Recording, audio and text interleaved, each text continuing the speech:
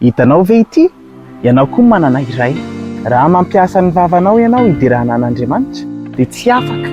Enoy tsara, tsy afaka mampiasa azy io ihany koa ianao hidinena ny dratsy na handratrahana sy hanambaniana ny hafa. Tsy afaka ny hira amaraina hoe tiako ianao Jesosy, tena tsara ianao Andriamanitra. Nefa avy eo amin'iny andro iny ihany hiteny amin'ny olona hoe tsisy dikany ianao, ratsy tarehy ianao, tsisy ilaivana anao. Mila tandremantsika ny teny izay aloky ny vavantsika. Tian'Andriamanitra isika haneho fitiavana azy, tsy amin'ny alalan'ny hira fiderana ihany fa amin'ny fomba fitenintsika amin'ny hafa ihany koa.